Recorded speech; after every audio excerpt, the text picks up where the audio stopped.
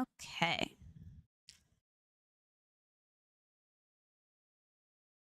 I am ready.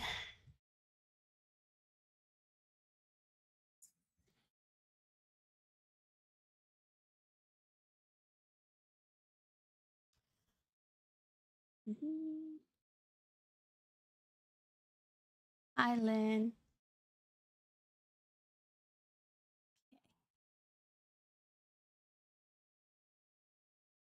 I think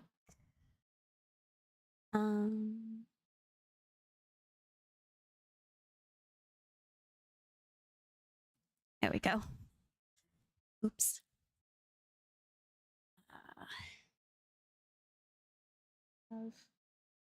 Still working.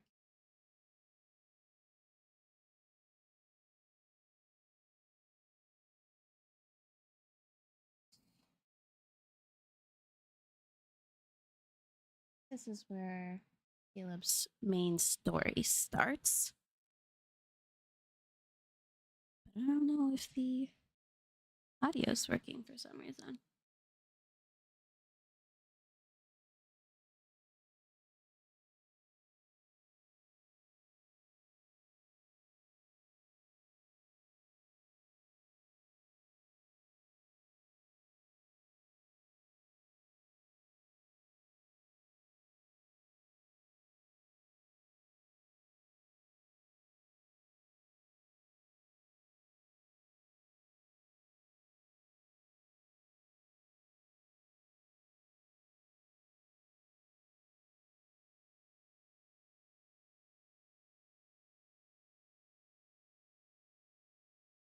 Not coming through.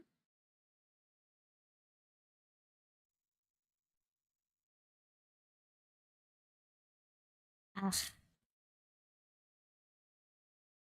I did share in the self promo.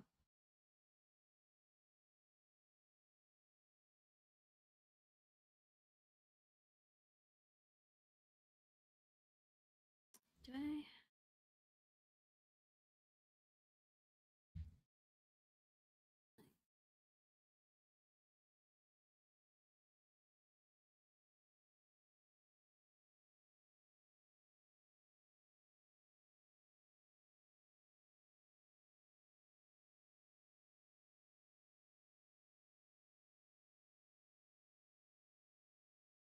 Of course.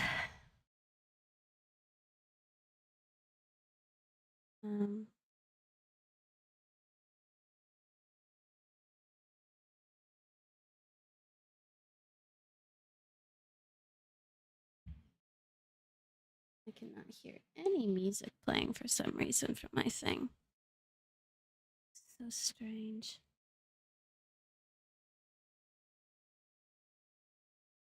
Doing that.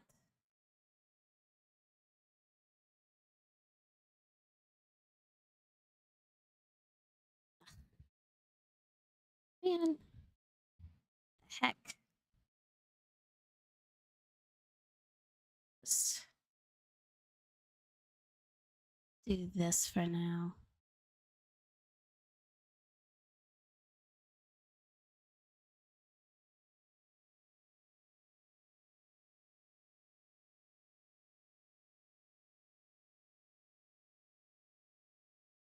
Man.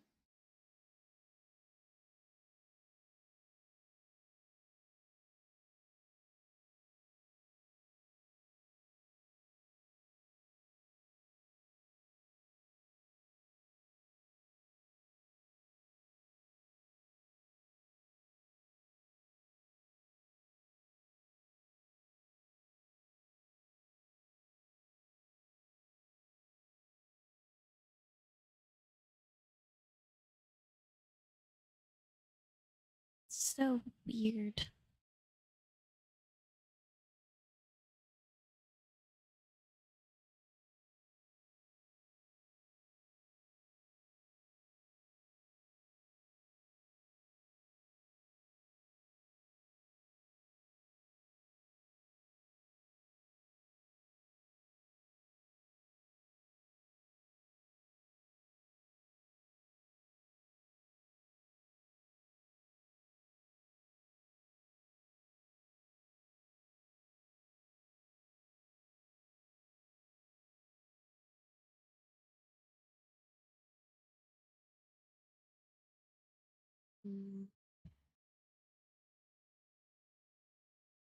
It's too quiet for me. Oh.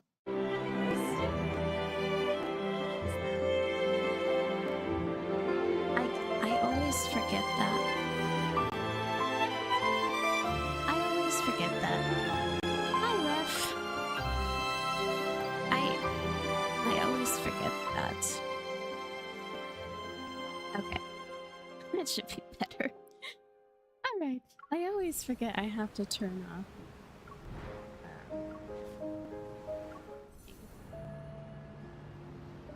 Okay.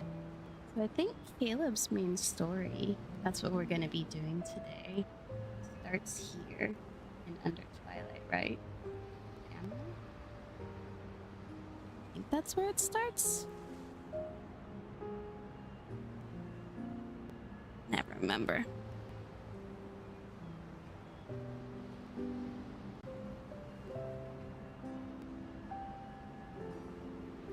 It'll work though. Oh, do I need to adjust that? Okay. Let me pull myself up a bit and lower the game audio.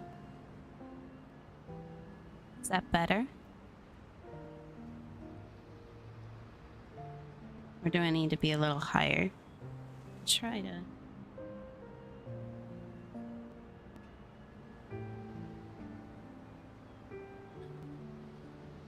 How's that?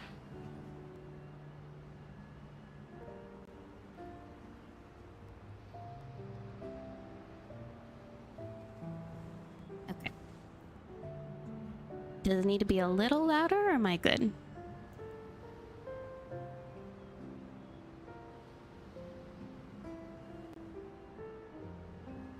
Still low?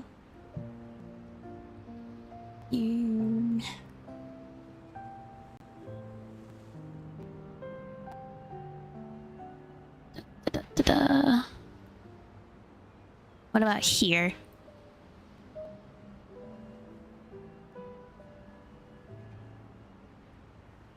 Let me know if I'm too loud.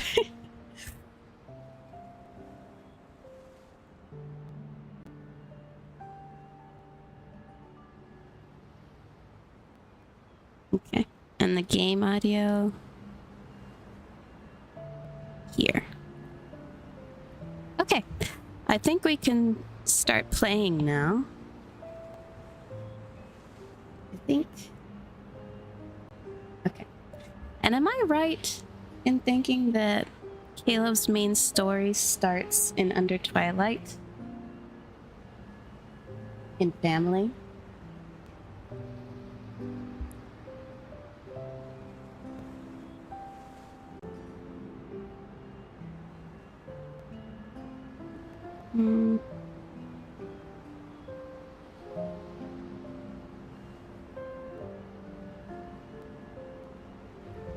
Okay. Well, I guess we'll just start with family.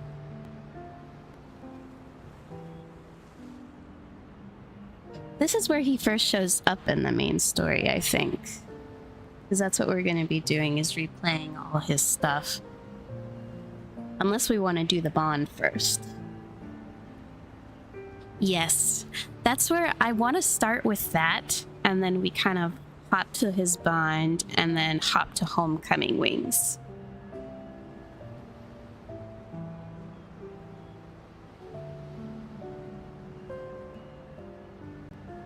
I think it starts in family. Oh, I don't even have it downloaded. Oops.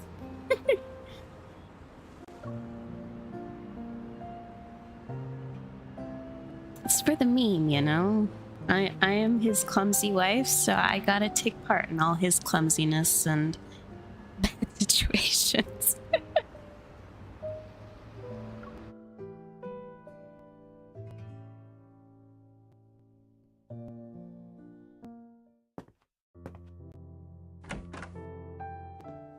Grandma, I'm home.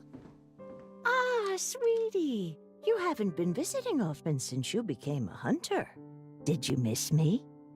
Of course. Oh, something smells good. Is it roast pork? Oh, I've learned how to cook a new dish. Would you like to try it? What happened to the pipsqueak who wouldn't even pour me a glass of water? Work has changed you. I should have talked you into becoming a hunter sooner. Caleb? I thought I wouldn't see you until tomorrow at least. Oh, baby What's wrong Caleb. with coming home early to spend some time with you and Gran? Wash your hands. Let's eat. Baby Caleb.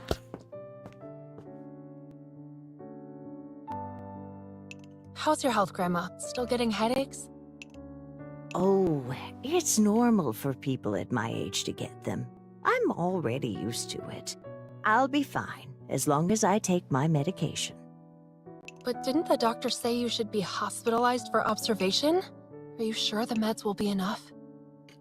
Oh, I just got out of the hospital. It's too crowded and noisy, and that won't help with my migraines. Already a worrywart? You can rely on me to handle the family stuff. I've submitted an application form for a long-term care ward. It's safe, quiet, everything's been taken care of. Wait, when did this happen? And why didn't you tell me? Oh, Caleb, a decisive man as always. I didn't know about this either. If I need to stay in a hospital, you should visit me, all right? You can talk with Zane, have lunch with him too, perhaps. Grandma. Well, he's really busy, so... Pushing Even the Zane world's onto busiest me. guy has to eat.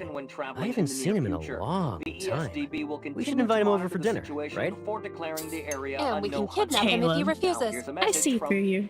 There have been many explosions recently throughout Lincoln City. The Hunters Association has concluded these incidents are connected to Wanderers.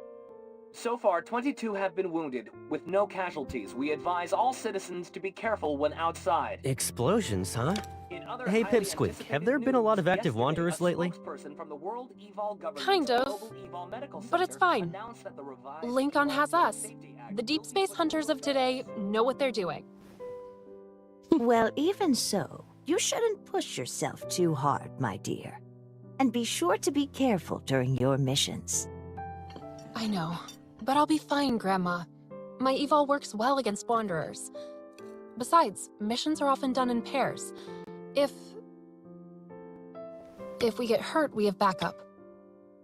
Even if that's true, your safety is always the #1 priority in whatever mission you take. Your evol is great, I'm not arguing that, but who's to say it'll protect you all the time? Huh? There are Wanderers in the neighborhood? Weird. I need to check it out. Grandma, Caleb, something's going on outside. I'm gonna take a look. Be back soon, promise. Hey, wait up. I'm coming with you. Of course he is.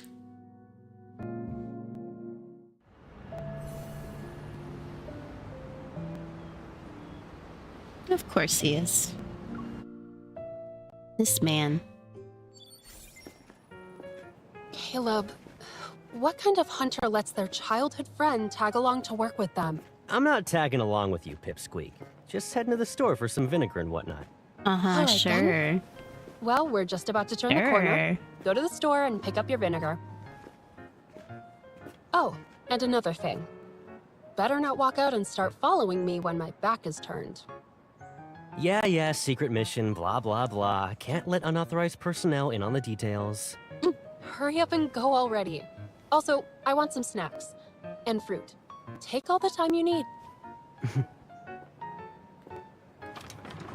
I don't sense any Makes me so fluctuations. sad. I'll just walk around for a bit.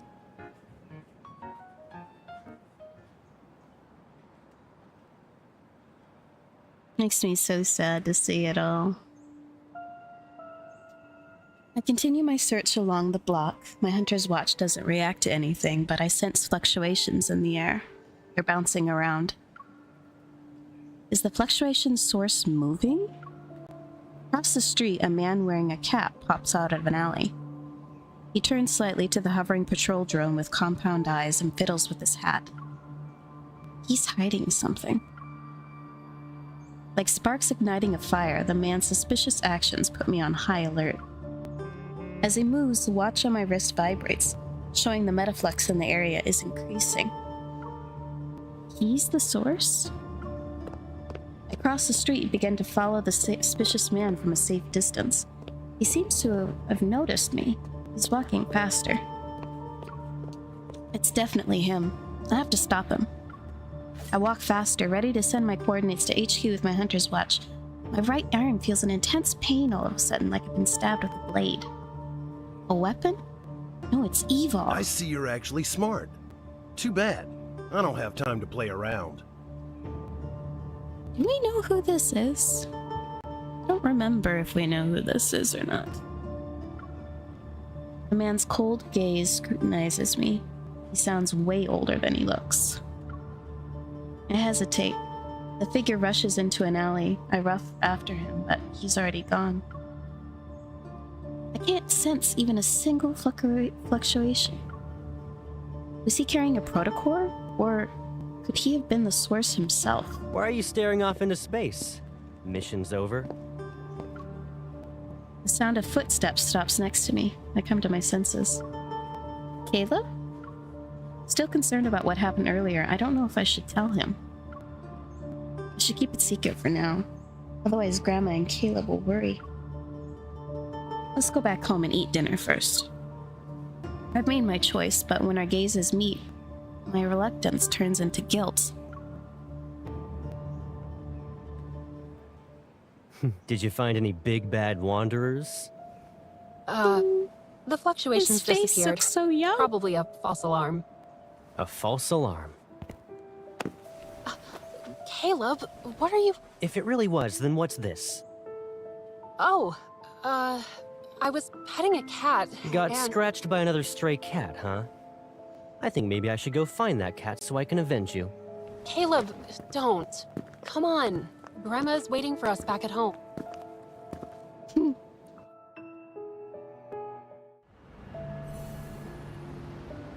Oh no. Caleb, I was telling the truth. It was just an accident. You and Grandma have enough to deal with. I understand you want to hide it from Gran. We've caused her enough trouble since she brought us up together. Now that she's older, it wouldn't be a good idea to make her anxious. But why do you have to hide it from me?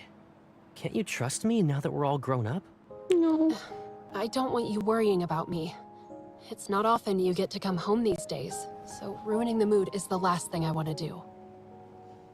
Also, I'm a grown-up now. I need to be the one making sure I stay safe. You can't protect me forever. Oof.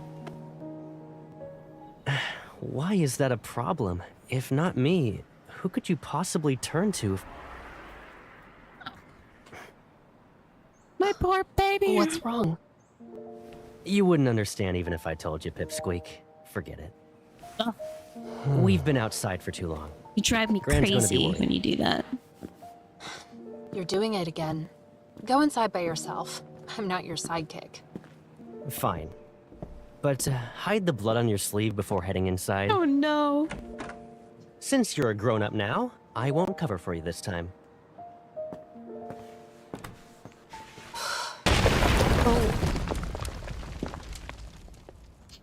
Caleb. No. And thus a meme was born.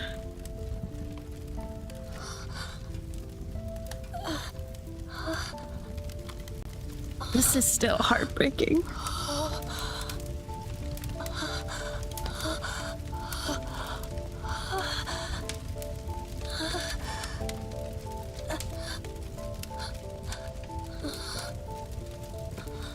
The way she drags himself over to his necklace is just... So sad.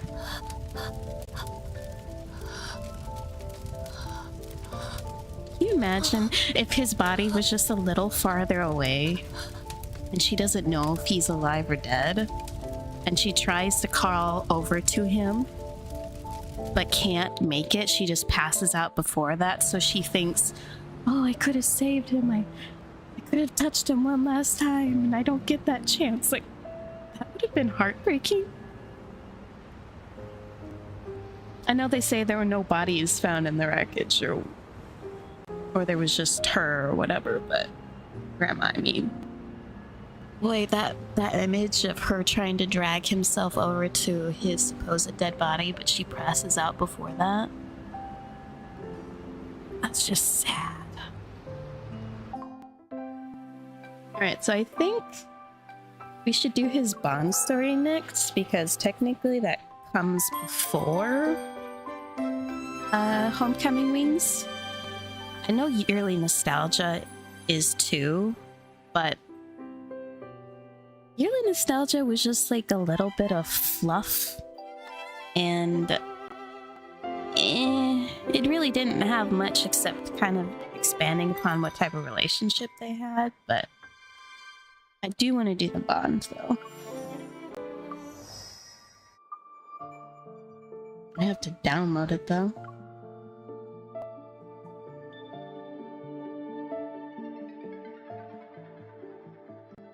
Okay. Let's do this.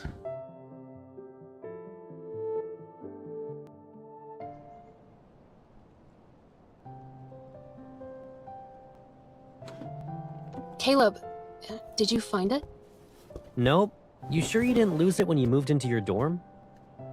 You climbed up pretty high. Don't stumble and fall. Okay. Just tried a box, but still haven't found it. Why do you need our high school photo album anyway? I don't know. Why Planning do I? get-togethers is tough after graduation, so I want to make a commemorative album. Keep looking then. And while you do that, I'm gonna flip through this notebook. Hold on. A count book? Since when did you keep a budget as a kid? A count book? Crap!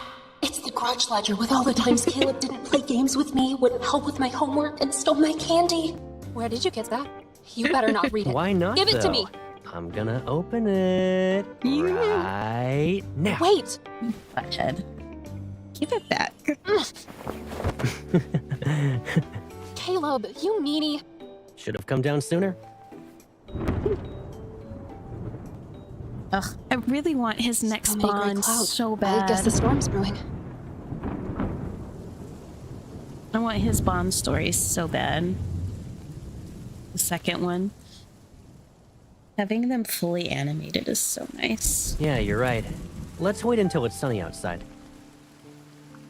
Or we can do it now. We need to move this stuff first. The album might be on the shelf behind it. Don't worry. I'll deal with it. You've been free as a bird after you went to college. I bet you already forgot where everything is since you were gone for so long.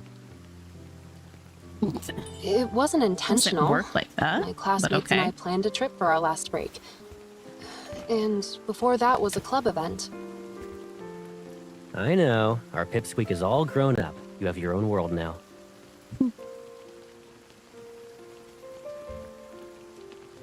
Caleb, did you wipe dirt on my face again? I'm just ready to square up instantly. Oh. The skylight is... Caleb? Remember when I got locked in the attic as a kid? Yeah. I was trapped here until late at night. I thought everyone forgot about me, but you came to my rescue. Oh yeah. I forgot that even happened. You actually remember that? Here comes the downpour. We should head downstairs. Crap! Hey, watch out. Oh. Are you okay? Yeah, freckles. I'm okay. What about you? You didn't bump your head or anything. Oh, he was holding those glass shards up with his evil. I know, he's so pretty, and I love his little freckles. I have a lot of freckles too, but his just look cuter.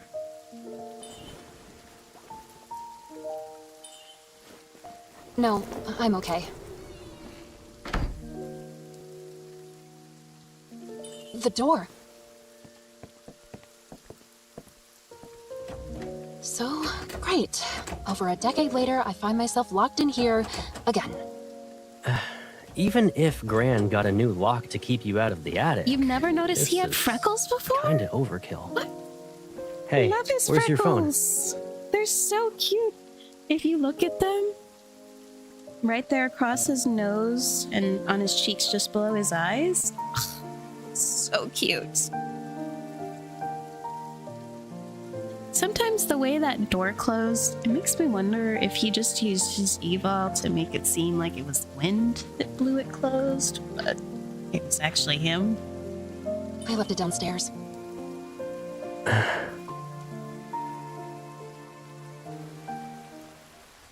This attic and I just don't get along. I always end up stuck in this place. You were able to rescue me from outside before, but now we're both trapped.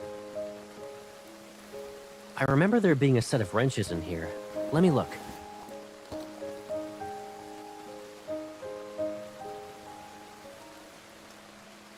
Don't worry. Worst case scenario, Grandma comes back tomorrow to save us. I can't wait that long. Of course you can't. Caleb, why are you more anxious than Can't me? be stuck are you in here afraid of with the you. dark? I'll lose my mind. I don't want the same thing to happen to you again. Mm-hmm. Even though you were the one who did it to me.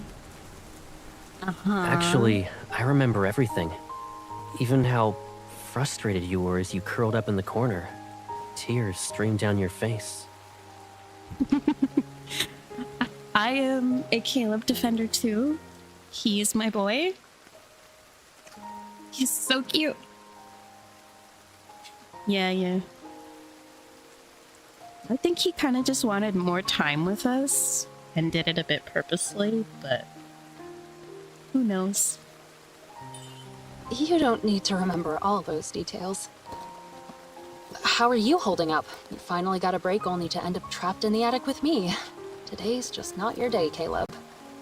I wouldn't think of it that way. Who knows? Maybe I dragged you into some trouble before. What? When? You look me in the eyes and tell me. Right now. Why do I need to do that? You got something in your eye? Ugh, he still evades. He still evades my questions. This little poop head. Caleb, what are you doing? Looking at you. Duh. Didn't you always stare at me when we were kids? Why are you avoiding me You right now? stinker. Whatever. Just you wait. Tickle, tickle. Okay. So, I might have been the reason why you got locked in the attic back then.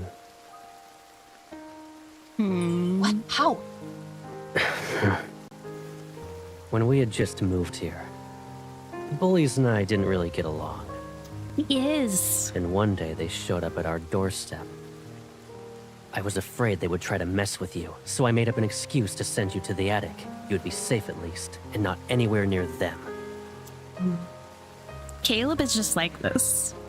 But he evades your questions like nobody's business. Even before all the other stuff happened and before he exploded. He was in secret training and he was ready to keep everything from her. Just to keep her safe. I love this man, but he drives me nuts. What? You actually locked me in the attic on purpose? Don't get the wrong idea, Pipsqueak. I planned to let you out after I dealt with those guys, but I got carried away. They insisted I become their leader. We were walking around together. I feel like this is a metaphor Yeah, that yandere potential has always been there, but I feel like this story of him locking her in the attic and then keeping her safe from the bullies, but then he becomes the leaders of the bullies and comes back for her later. I feel like that's a metaphor for what happened to him in the future, where he had to join the bullies to save her and became a part of their higher ups, their leaders, a colonel, and also helping them, as we see later on in the main story. This is a metaphor for it. Foreshadowing. So you decided to play with your new friends while I was locked in the attic? Well, we ran into a group of kids from across the street. They were looking for trouble, so I took care of them. It got crazy. I couldn't come home. See? What happened later on with him? Which is just sad. In other words, Caleb, you locked me in the attic, and then you went off into battle? You don't have to say it like that. I mean... See? You didn't want to bring me along. Excuses, excuses. You just didn't want to bring me along. Why would I bring you with me? You'd be the first to rush in, unaware of how How badly you could get hurt. derogatory. You never change. You never change, Caleb. You do get better in later cards, but now... That doesn't mean I'll Such a lose. poop head. Besides, you never let me try. Mm-hmm. You always treat me like a kid. But I'm an adult now. I can even beat up some of the boys during training. No matter how old you are, I'll always look out for you. What if you get bullied? Or what if there's an emergency? Mm-hmm. Well, I can really see his more Chinese look from this angle. It's harder to see square on, but from this angle you can really see it. He's so pretty. You're underestimating me again. I don't need you to protect me.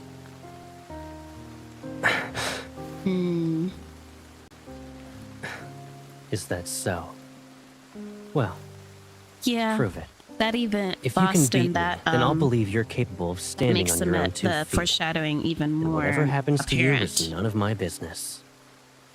I just love his English Come voice on. actor. Let me see what you've learned while I was away. I'll even go easy on you. I'll only use one hand. Jerk. Fine, but you can't whine if you lose. That little smirk. You're strong, but only to an extent. Now what? You want to go again? Voice. I wish we had more sections where we got to hear him more serious and hear his deeper voice. I know we hear it a lot in the main story, but in his cards especially, I love hearing his more serious voice. He does so well. I held myself back Except the because I kissing. felt bad that you got locked in here with me. Again.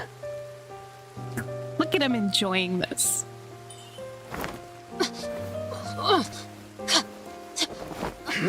You... But see, he can fight you very easily. He Give up knows yet? you. He knows your body language.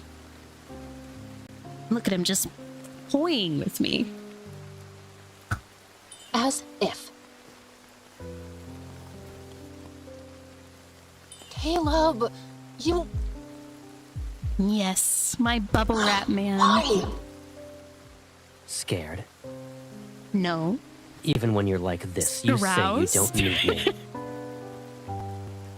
You've left home and seen the world. What's next?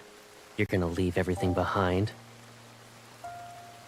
Me What leave are you you even behind? talking about? Leave behind what? Him. Let go. Him. You're stubborn. Remember when you held my hand? You even let me stay by your side. Now you're an adult. Does that mean you're ready to let go of my hand? Caleb. It won't be long until you're in a faraway place. So pretty. And I'll be...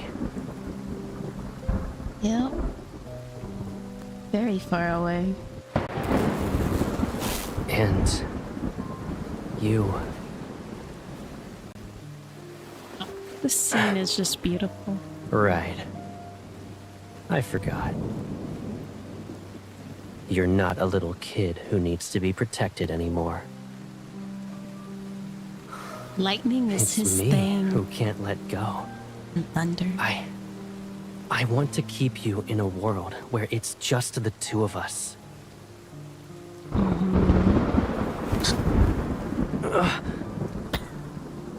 That man is holding on by a thread. Don't be scared. It's okay now.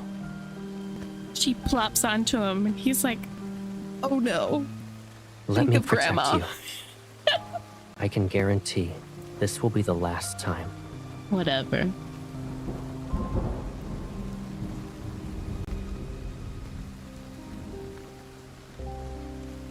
Whatever, Caleb.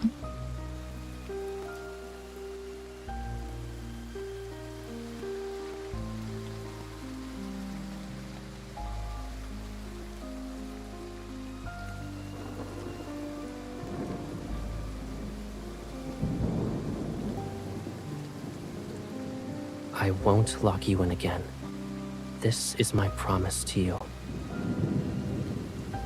Shh. Sleep now. After you wake up, I'll let you go.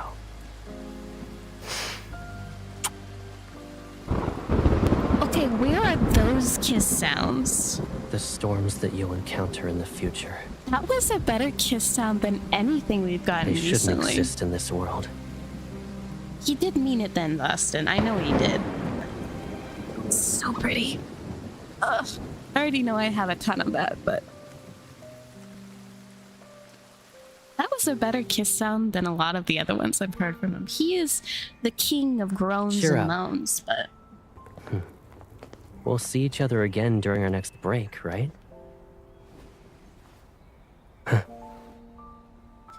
Okay, But does you were only anyone here for a few know days. I'll miss where you. the scene is where we give him In his that necklace? case, how about I take you to Skyhaven for our next vacation? Deal? You won't Promise get a I won't forget. chance. Last night's downpour is probably the final one for the summer. I know. It's so expressive. The mocap actors do such a good job.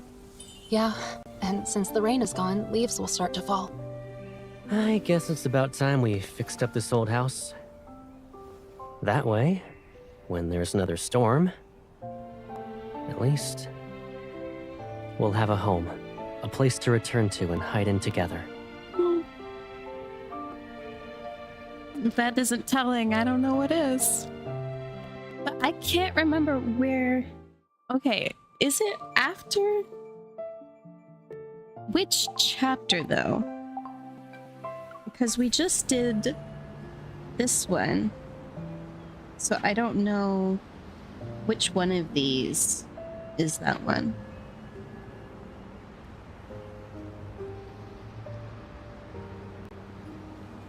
Okay. Is it a real nightmare?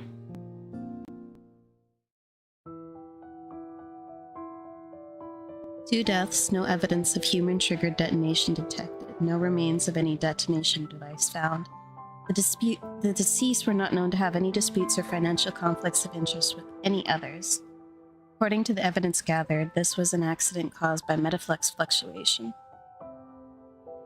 Okay, flashback then. After an injection of protocol Ugh. energy, the success rate of clinical treatments dramatically improves. In other news, I want that in recent necklace, months, though. the number of wanderers in Lincoln has increased due to the fluctuations of metaflux.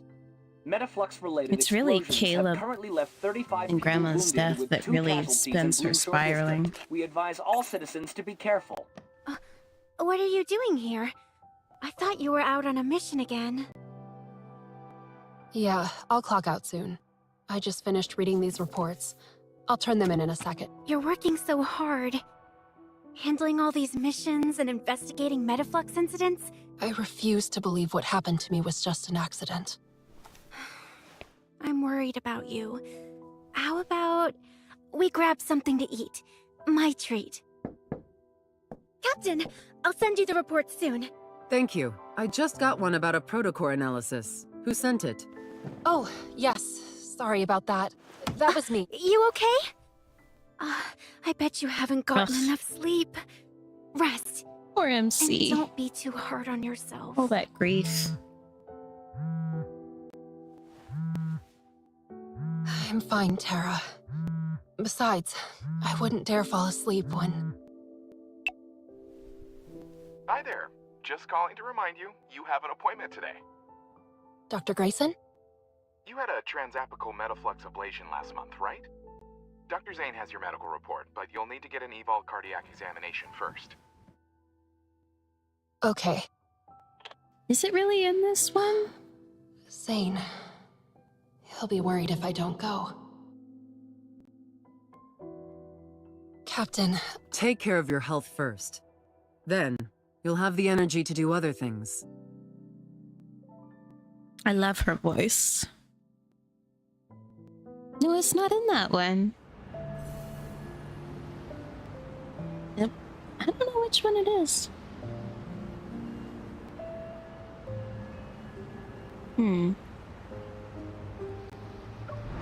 I guess we can just head to Homecoming Wings then.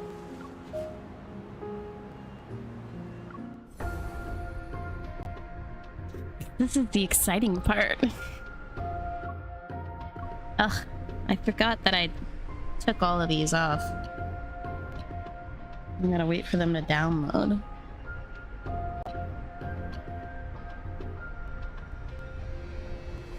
Okay.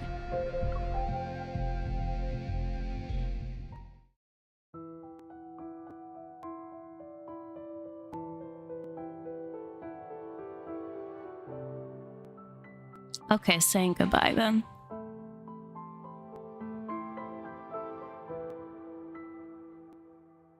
My vision goes dark. Well, thank you. I'll try and go back after this. My vision goes dark, everything blurs as the universe finds a strange stillness in its chaos. Then it fades to nothing. A strong resonance pulses through my body. It stirs fragmented memories that drift like fading apparitions. A pale planet appears. It's strange, yet familiar. And then there's the overwhelming force as silent as a black hole. It's a massive, artificial eye.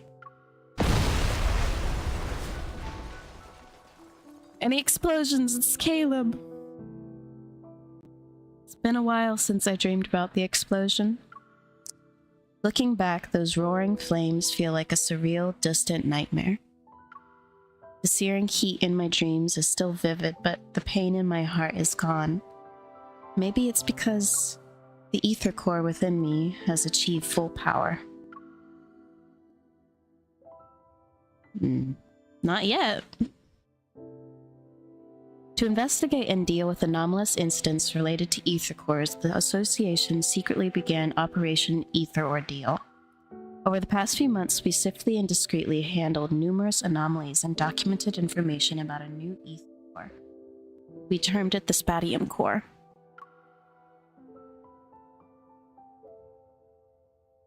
After completing several investigations, I learned how seemingly unrelated issues were connected in surprising ways.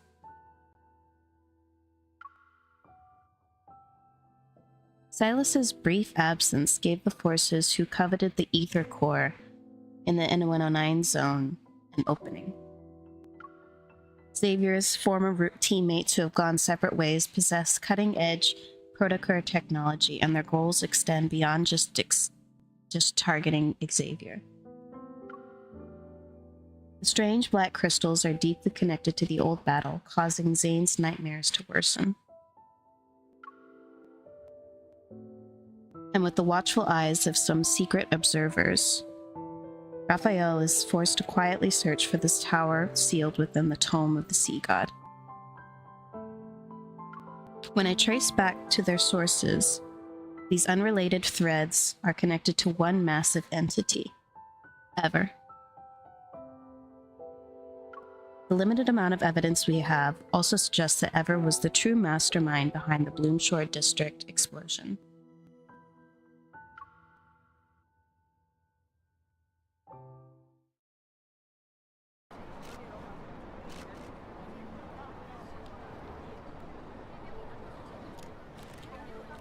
It's been a week since the explosion in the Cascade District. The Farscape fleet still has that region under lockdown. No updates, no details revealed about the investigation. The public is demanding answers. Is the new fleet colonel defying the Hunters Association by prohibiting hunters from investigating? Would you say tensions are rising? Deal with those reporters. Understood.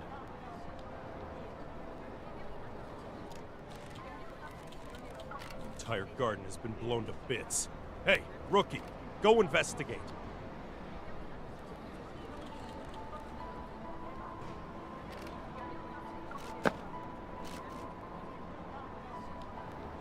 Yes, Captain.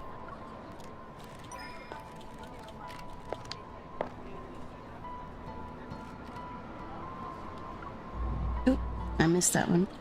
The fleet uniform doesn't quite fit me. I steadily roll up my sleeves and push aside the rubble as I make my way into the garden.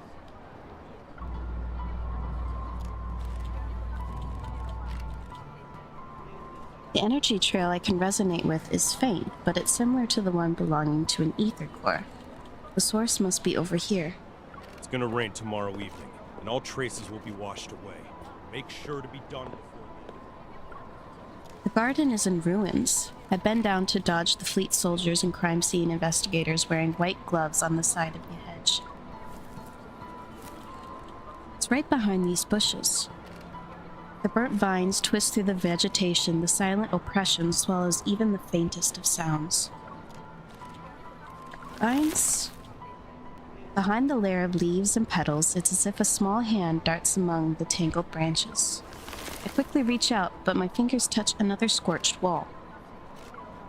That brief, vaguely familiar energy fluctuation ripples through the air before vanishing. I knew it.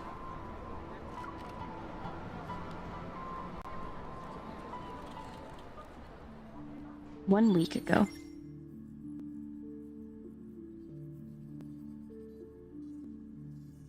A Metaflex explosion occurred at Villa Area 6. Cascade District, Skyhaven. 2 young siblings were home. One was injured and one was hospitalized while the other is missing. The parents are unreachable. The Skyhaven branch suspects another ether core at the site and requests assistance from headquarters for the investigation. The dispatch request for the explosion incident has already been denied, and I know the details of this case are almost identical to what happened to you. Leaning against the control desk, Jenna slides a holographic screen in front of my eyes.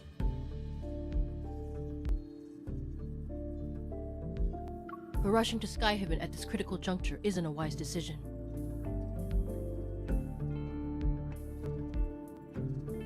If I suggested you don't get involved for now, would you consider it?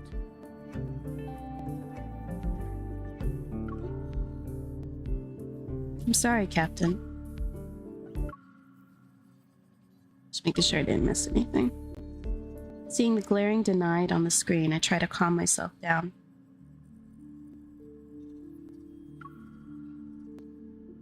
But even if it's unrelated to that incident, it might involve the ether core. There's no reason for the association to object. It's not them who are interfering. It's the Farspace fleet's doing. The Farspace fleet? Skyhaven is a floating artificial island that consumes a large amount of energy. The fleet controls its power supply, which grants them a substantial amount of authority. Their new colonel, who's still in the Deepspace tunnel, is concerned about the confidential information related to the fleet. And so he prevents hunters from investigating. Oh, I wonder who that is. Understood. I won't go as a hunter. I'll also avoid any conflict involving the fleet. But I'm gonna be infiltrating the fleet. How am I avoiding it? In other words, you'll encounter more than just Wanderers should you choose to enter Skyhaven. If you're sure about this, then I can approve your request for a long vacation. Quote unquote. Thank you, Captain. This poor girl. So much grief. The day I arrived in Skyhaven coincided with the new fleet cadets reporting for duty. They formed a neat line along the transfer platform. While hidden in the shadows and thinking about how to blend in, I received unexpected help from a recruit who decided to desert. In exchange for my silence, I took her place and successfully moved into the temporary living quarters for new cadets. When tasks were assigned, I relied on those cadets' burning ambition for flight duties, so that I was left with the unwanted ground support role. And it happened. As a result, I was brought into the explosion site in Cascade District. I never imagined I'd find myself in Skyhaven for a reason like this. Caleb. Ugh. Cold metal chain touches my neck. It's the necklace I once gave Caleb. I miss you. Find anything, Rookie? I just know that she's wearing that all the time. All that time after in the main story, my canon event is that she was wearing Caleb's necklace all up until this point after he exploded. Just to keep him close. With a stern expression, the captain walks over. I come to my senses and shake my head. Captain, I haven't seen anything suspicious. Keep your eyes peeled and give it another once-over. Okay.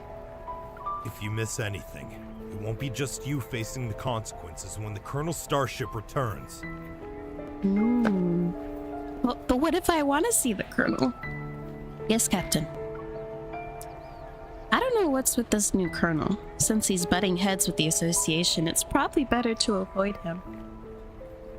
Oh girl, you have no idea. I definitely sensed an ether core earlier. If they blocked off the area because of it, I need to move fast. I have a question, Captain. Usually explosions like these involve casualties or people who are severely injured.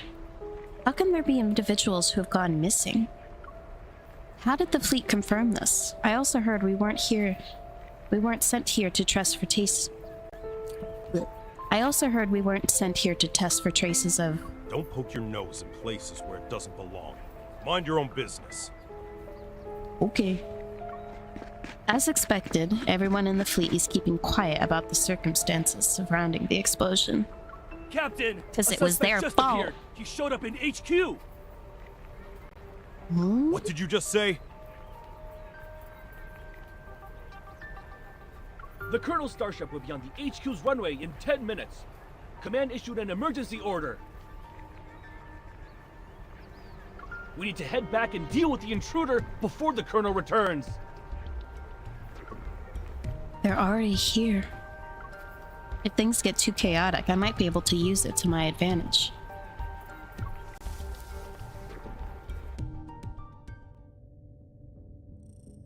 Oh, here we go. Colonel, everything is ready. We'll be landing in Skyhaven without a problem. Do we have any leads yet on the traitor who almost sank us in deep space 3 days ago? I'm afraid not. Maybe our navigation was off. It could have also been unexpected turbulence. Oh, he looks so good in that uniform.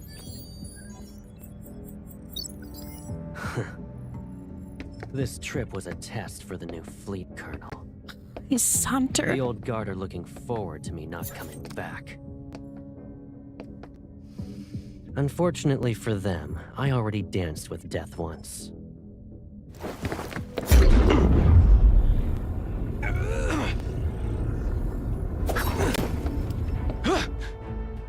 I won't die again. It doesn't matter if you succeed or fail. You've chosen treason, so the consequences are still the same.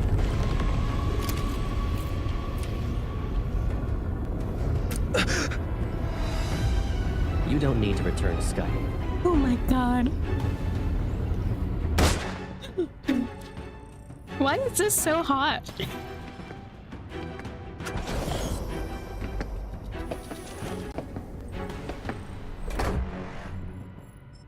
You look so good.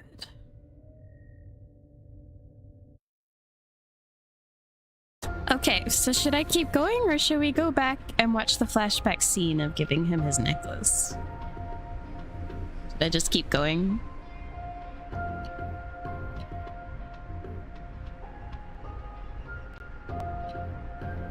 We're almost to the part of their reunion, so we could just keep going.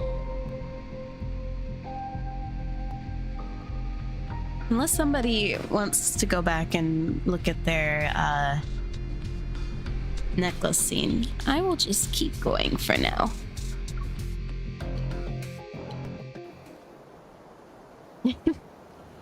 I'm just here for the ride too. I'm excited to be going through this again. I only went through it once, even though I love this whole thing. The fleet's command center is located in the highest guard station in Skyhaven. The island itself is surrounded by bright sunlight and cold air. A tall, thin man stands at the edge of the runway, his right hand raised high like a tree touching the sky. It trembles in the wind. A sniper had already taken position before we arrived. The suspect is clutching a detonator in his right hand, so they haven't taken the shot.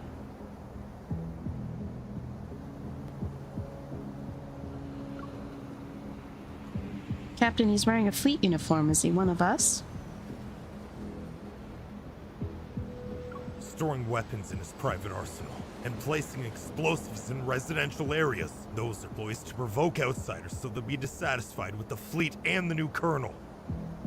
All units, the chance to prove yourselves is here. Pull yourself together, maggots! Maggots. I wonder who this suspect really is, and if he holds important info about this mysterious group. They made me. The fleet forced me. The fleet made him? Look at the poor bastard. Driven mad by spending too much time in the deep space tunnel. So you say. Block all entrances and exits. Make sure no one sets foot on the runway. Following the captain's orders, the entire runway is quickly surrounded in an impenetrable net. Suddenly, a loud buzzing fills the air. Here we go!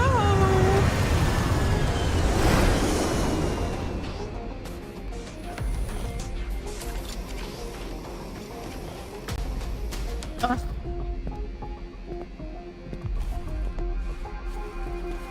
Looks so good.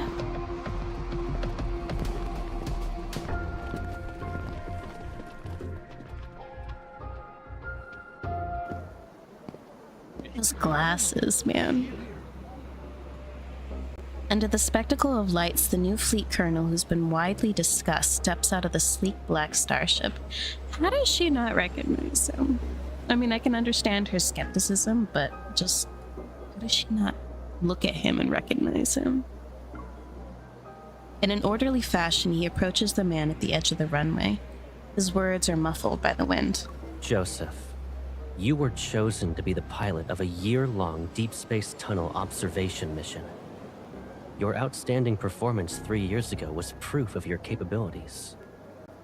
His voice sounds familiar. The crowd blocks my view, and I can only catch a glimpse of the figure through the gaps. His silver armband reflects a dazzling light. You would have enjoyed the privileges befitting a skilled officer after your return.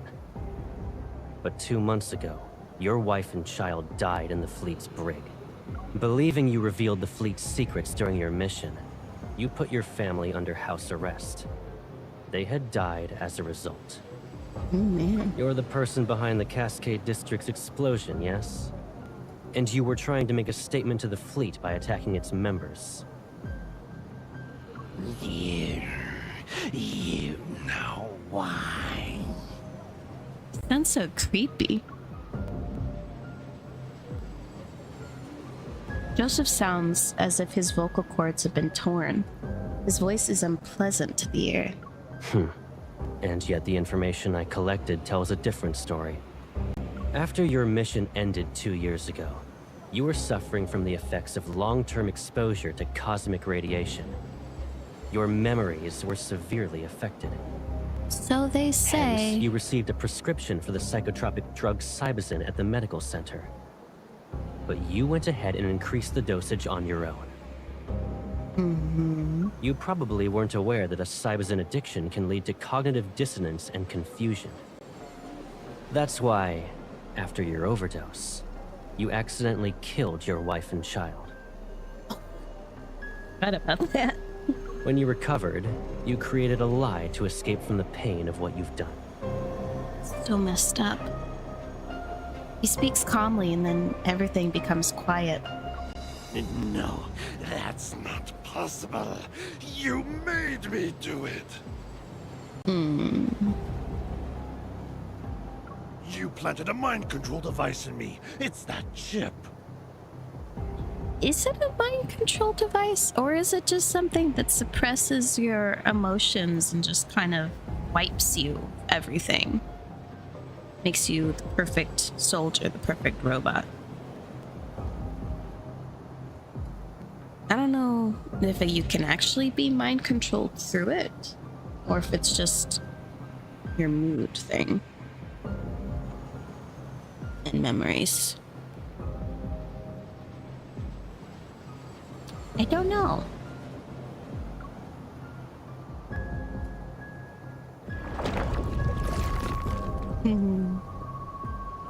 Joseph's hoarse voice is interrupted. Reality instantly distorts behind him as a black hole appears. Its edges blurred. Enough. You don't need to defend yourself anymore.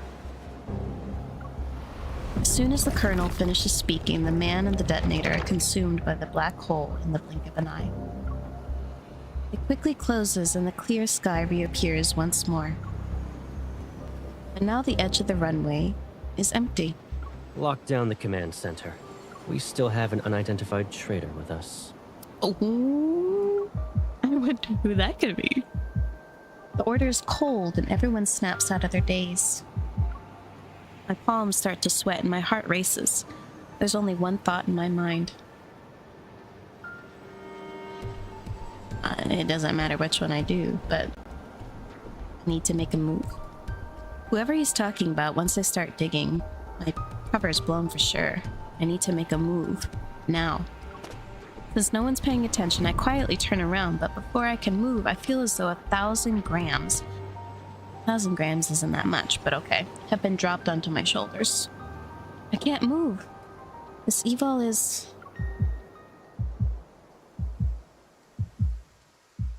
Caleb, please, I'm really just going out to buy some snacks. I'll be fine. It's raining. And did you forget how you came back home injured? That was when you went out to buy snacks too. You should stay here. It's also the gravity evo? Here he comes. The sound of footsteps stops behind me. A long shadow is cast. Don't move. Okay. The moment the voice speaks, my blood freezes. It's not because I'm scared. I've heard this voice before. I know this voice. Colonel, I'll immediately start an investigation into her identity. No need. Okay. I'll do it myself. My mind goes blank. It's as if the noise around me has been filtered out. Caleb.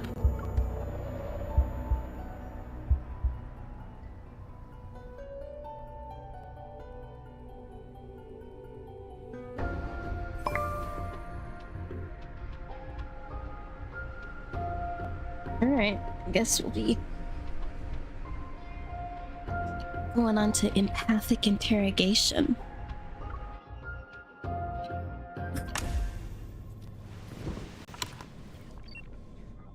Where? Yeah, this is where I want. I'm forced to sit in a chair used for questioning. Restraints emerge from it to secure my hands and feet. I have changed to my thirsty avatar for this because I will be thirsty this whole time. So you know.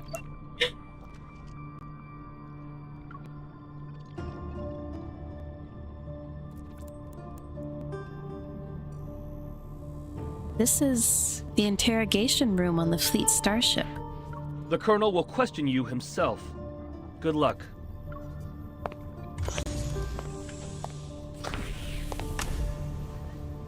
After the door closes, a harsh, incandescent light shines down from above. And another light, behind the one-way glass opposite me, turns on. I can only see a blurry figure. I'll start asking the questions. Please cooperate. Oh, question mark, question mark. Like, we don't know who it is. The icy air in the interrogation room gnaws at my chest. I take a deep breath and try to calm down. Colonel, I'm a small fish. Why are you personally interrogating me? You deceived the entire fleet with a fake identity. Can you really be called a small fish? Do you know what happens to people who pretend to be a fleet officer? Despite figuring out who I am, you didn't attack me. Instead, you brought me to an interrogation room. Either I committed a more serious mistake than pretending to be an officer, or I have a secret that piques your interest.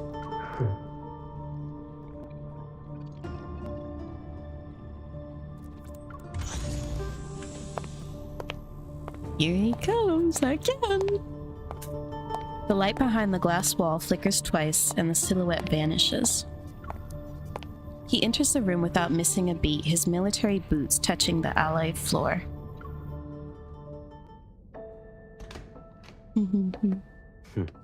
If you understand the situation, then let's go ahead and have a nice chat.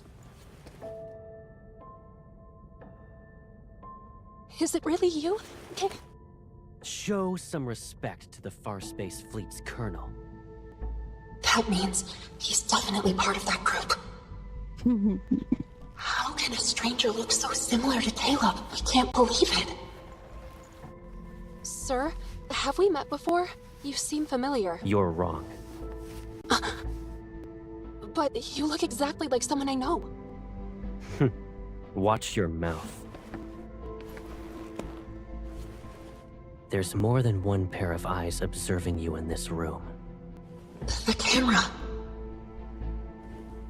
If he really is Caleb, could there be a secret behind all this? All right. Smart move. Good. Let's get started then. He should say, what is this? Smart girl. An interrogation, of course, and a thorough inspection. That's... Once we're done here, I'll return it to you.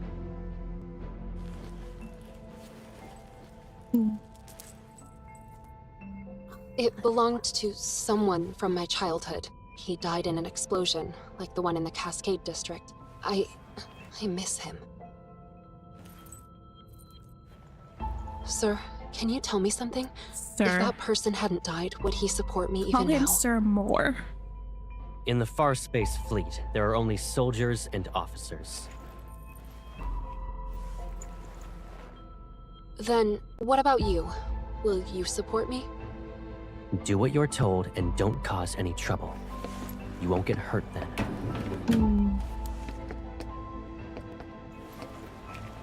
What's this? It's a mood collar. tracker. The cameras in this room will scan your iris and facial movements before sending the data straight through a terminal.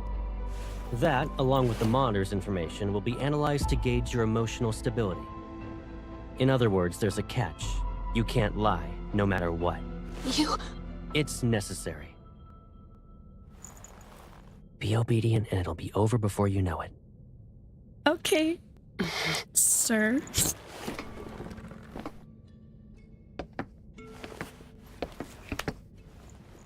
Did you pretend to be an officer just so you could investigate the Ether Core? Be honest. What? He knows about the Ether Core? But... I don't know. I told you before, you're not allowed to lie. I didn't. Recently, there was a large energy explosion in the N109 zone, related to an Ether Core. At that time, you disappeared without a trace and didn't check in with any organization, but you weren't punished upon your return. Our intel suggests you were in the N109 zone. I don't understand. Allow me to remind you that we are in Skyhaven. We're above the clouds, and even the World Evil government has to abide by the fleet. Look on his Your face. survival here, and your chance of being able to leave this place alive, depend on your honesty and willingness to follow my orders. The things this awakens in me. I will ask again. Did you come to Skyhaven for the Ether Core? Is he really Caleb? Answer me. Remember, the camera is watching. You must tell the truth. The camera.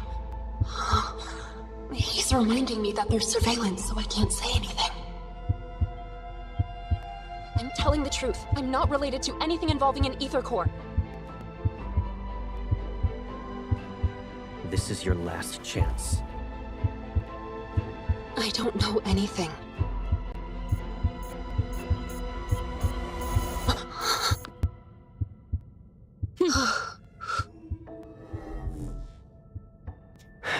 So there. You passed. I noticed that he kind of turns it off right before it starts beating faster and faster. You... Surprise? Did he turn that off sure, to it's save been a us? while, but you already Just forgot want to about me? confirm. Oops. Whatever. It's you, I should right? be mad at you. That's really what should be happening Is there right another now. me in the world? Did I There you scare go. you? I'm mad. That's what it is. I would not be as calm as MC is right now. Yeah, I noticed that. I just wanted to be sure that that's really what I was seeing. But man, I would not be as calm as MC is right now. Even later on, she's kind of like, is it really you? And I would be the same too, but I would want to beat his butt. I'd be so upset. I'd be so mad. I would be punching his chest right now and probably biting him on it. I mean, I know this is a nice little reunion, but the nice reunion can come later. Right now, I'm just ticked. It is you, Caleb. I must be dreaming. He is pretty though, so I forgive him. It's me. It's okay. I'm back. That hug.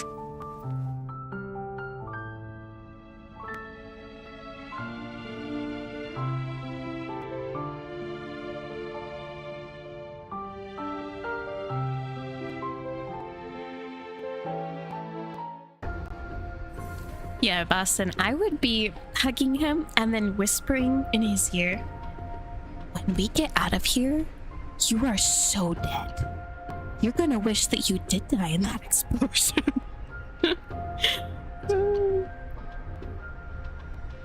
Okay, so we've got a few more to go here.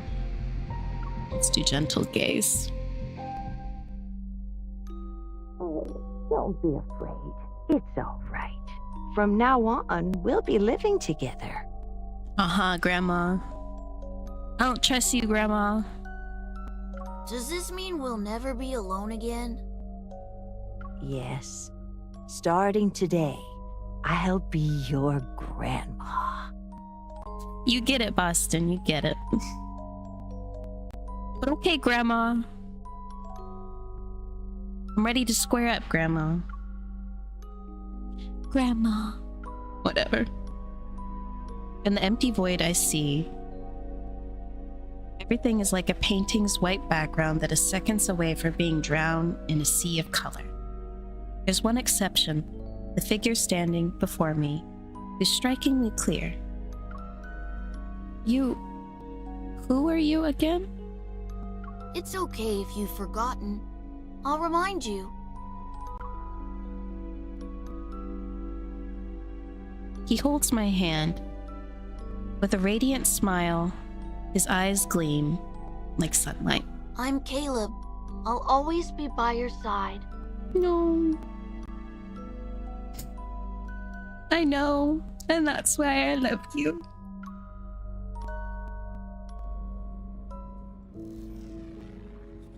My mind returns to the present.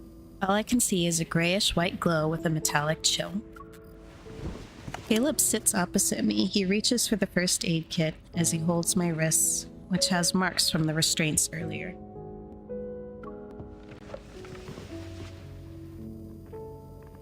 Most of the fleet's meds work immediately. It might sting. You need to tough it out. Oh, he's so pretty. I love that outfit on him. His tender care is completely different from the cold, intimidating facade he wore in the interrogation room. What's up? Acting so nonchalant. So mad at you. I need to be sure that it's really you. You still can't believe I'm back? I still can't believe you have the gall to show up in front of me like this. Do I need to do a formal introduction? He meets my gaze and his voice softens as mirth appears in his eyes. I'm Caleb. I'll always be by your side. Those familiar words and kind voice are truly unique. I exhale, a racing heart finally calming down. You were scary in that interrogation room, but now... I shake my bandaged wrist and then slam my head down on the bed next to Caleb. When he's about to stand up, I get in his way again. It's my turn to interrogate you. Not that it's much of an interrogation. I think the reaction that she had in his standard myth is a better interrogation than this. Which I will be doing, just not tonight. I would so throw hands. We are out of view. We were out of the interrogation room. I would be pushing him down on that bed. Not doing what I would want to do necessarily. But I would be telling him he's not going anywhere until he gives me all the details. What happened after the explosion, and why didn't you contact me? You survived. Why didn't you contact me? And you're a colonel now? Well... He turns to look out the window. The night sky resembles a dark flowing river. If I didn't join the fleet, I would have been abandoned. Abandoned? That's just how things work, Pipsqueak. He's still holding things back. So, I couldn't contact you. Yeah, Ref. I can't bear to imagine you being put through that pain again. It would lead there eventually. That's what... I have two fan fictions that I've written and posted that are like that. I was so upset back in February when I read this that I knew that MC was also kind of crazy as his MC, and I made her a little extra crazy in that fan fiction, and things went from there. So I couldn't contact you. No. Couldn't contact me, huh? Sure. Caleb isn't exactly interested in explaining, so I don't press him. Why? Why would you not want to press him? You have known him since you were young. You most likely have had romantic feelings for him, and you are ticked. You have been wallowing in grief for months. Get some answers. What matters is that he's alive. Yeah, sure. Sure. It's a good thing he's alive, but you can still be upset. Oh yeah, Ref. I don't know if you've read those. I've written A Mark Upon You, and then the other one, I don't remember what I named it, but I remember one of the tags was that I gave, one of the tags that I put in AO3 was Collar of Hickeys, because she was so desperate to show that he's not allowed to leave her again and that she owns him still. So she gave him a collar made out of hickeys. That was a fun one to write. So what happened after the explosion? The police and the Hunters Association had said... I don't really remember. It was like a dream, to be honest. When I woke up, I assumed it was connected to the ether core. So you already knew that? I just knew. That's all. That was a really fun big riff. I kind of want to write more AUs of Homecoming Wings. Maybe ones that are a little longer and cover the kind of zombie people we see later. But make it really, really spice heavy. That would be fun. How's Grandma? Not that I care. If you're here, she must be okay too. I'm sorry. I couldn't protect both of you.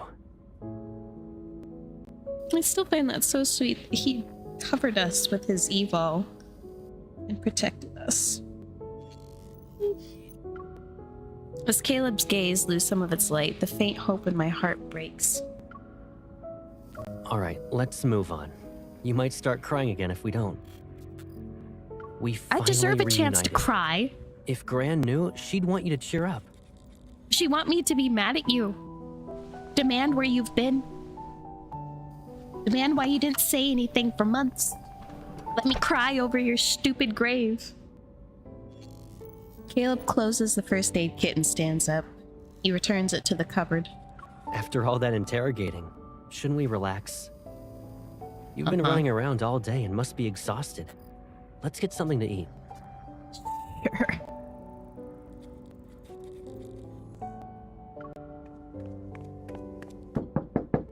Colonel, the captain of the 3rd Squadron would like to speak with you. He suggested solitary confinement for the traitor you captured. Come back to me when the bubble around his neck grows a brain. Okay.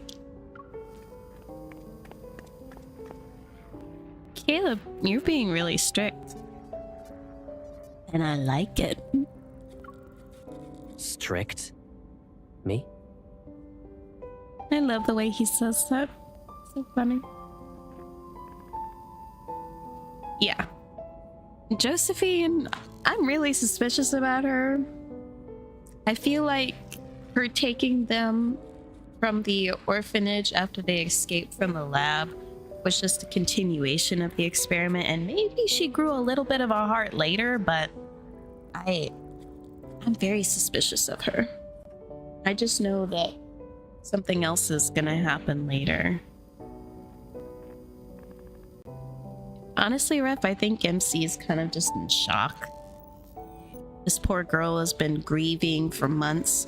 All of the stuff she did to find out what happened with the protocors and the explosions and whatnot was all because of Caleb and Grandma. And now Caleb's back and her brain's just like, Air 404, I am not here.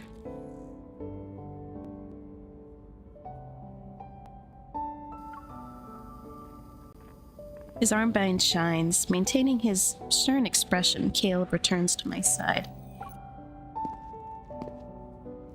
I haven't even disciplined you. And your cover's so good that you're living in the officer barracks? You can discipline me anytime, sir. Yeah, we just found out about Caleb hemming MC's clothes in the most recent card. And he was always the biggest cook. And I think Josephine was just the one going out, making money and keeping the roof over their heads, which is understandable. But Caleb was doing all of the homemaking stuff. And there's a lot of fics I've read where that's usually the case. I read a really sad one where when Caleb went off to college, MC didn't know how to do anything, so she kind of just fell into a deep depression because she felt like she would never be as good as Caleb. And ugh, it was such a good fic, but boy, was it depressing.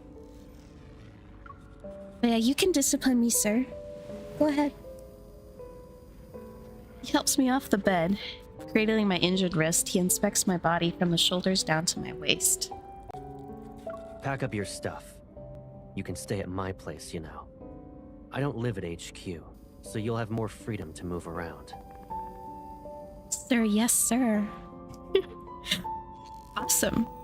But I'm still a traitor to the fleet. It might be weird if I'm suddenly accompanying a colonel everywhere.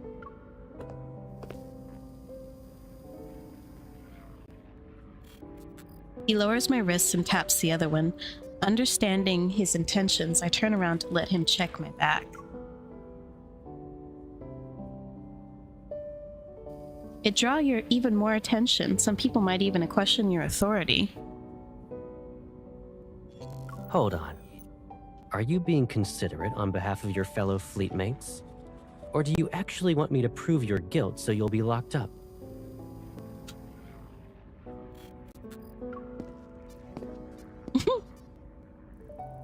I don't know.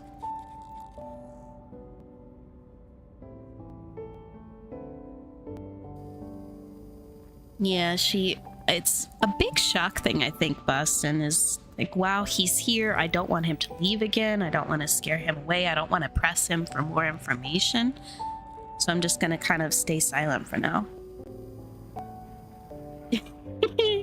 Yes, sir. Take me to your house. You can lock me up there. Once the inspection is done, Caleb moves over to face me. Don't worry. If anyone dares to question your identity, tell them you're my new adjutant. Okay, that works for me.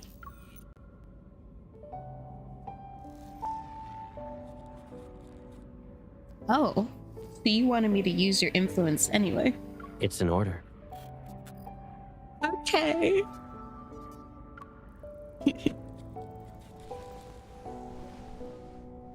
He chuckles. Taking off his hat, he places it on my head. The Colonel's whereabouts are classified.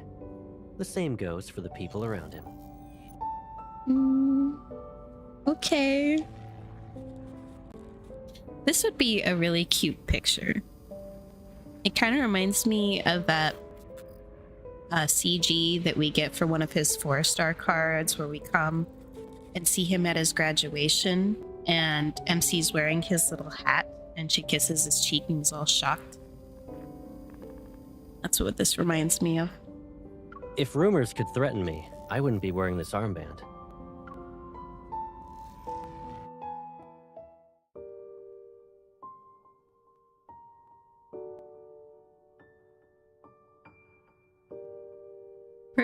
Caleb's personal aircraft carries us away from Skyhaven's main island, and we go to the surrounding guard stations. Golden sunlight traces the crystalline lines across the viewport. In the cramped cockpit built for two, I tell him everything that happened when we were separated for several months. A cramped cockpit? Just ripe for opportunities. The researchers being killed one after another, the documents Grandma left behind, and the ether core within me. Since Operation Ether Ordeal and the Spatium Core are confidential, I omit the details related to the association's investigation. Caleb, the one who's pulling the strings is Ever.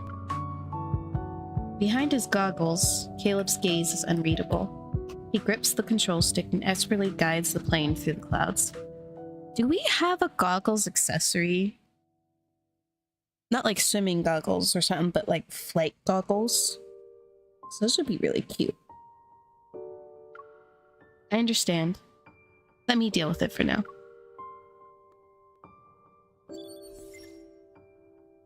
Ten minutes later, the scenery projected from the starship's camera shifts to a floating fragmented island. The starship slowly descends and passes through an invisible barrier surrounding the landmass. In front of us is a spacecraft-shaped building. I've always thought this was really cool. I wish we had more of a visual of what the outside of his house looks like, because he's living... It's like he's living in an abandoned spaceship.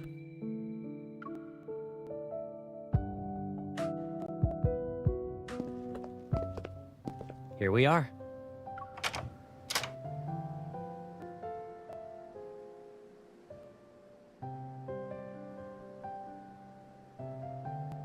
The white glow from the entrance's lamp disperses the darkness. The entire room is flooded with light. I hang my bag in the closet by the entrance before running my hand along the cabinet. Look at all this dust. Caleb, you didn't invite me over just so I could clean your house, right? Honey, he's probably better at all this than you are. But yeah, poke fun at him. You gotta poke fun at him a little bit if you're not gonna get mad at him. This place is usually empty, and I rarely stay here. Of course, it's not exactly pretty.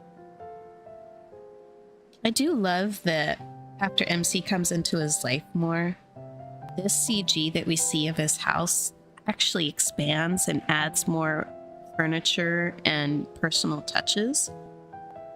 So that's really cute to see. Move. Okay. I know, it's so sad that this is just a place that he hangs out occasionally. He's just surviving. It's terrible. He doesn't even cook for himself. He says that later, and that was something that he likes doing. He's in depression too.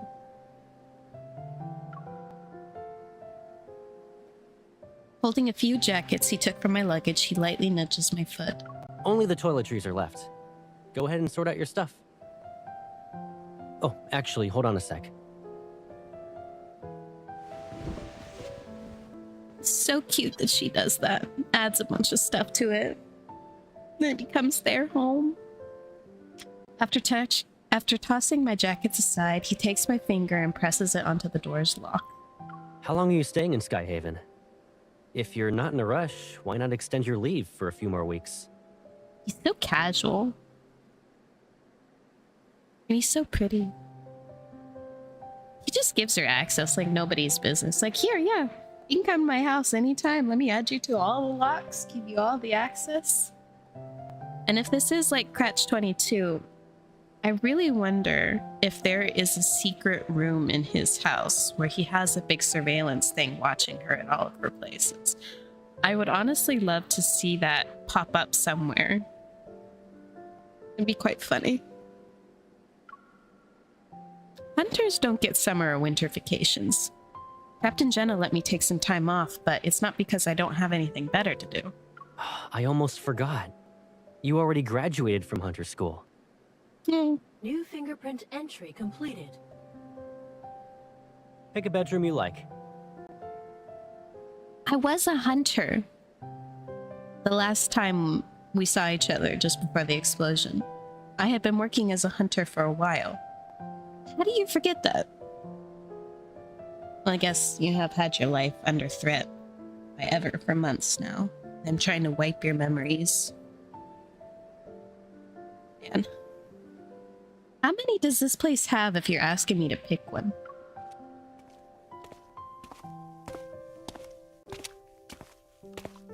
I follow Caleb into the living room. The house is spacious, nearly empty in fact. Decor is simple and consists of muted colors. Yeah, there is one for his arm, but We didn't really see any surveillance stuff when we were in there in Painful Signal. It's devoid of life. Caleb, are you planning to live in Skyhaven? Why do you ask?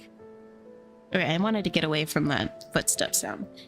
I know there's the secret room for his arm and for all his maintenance stuff, but is there another secret room, possibly an offshoot of that other secret room where he kind of just keeps an eye on her? Because I would like to know. Doesn't this mean we'll be separated again? This poor girl is You so don't want traumatized. that to happen, right? No. This girl is so traumatized.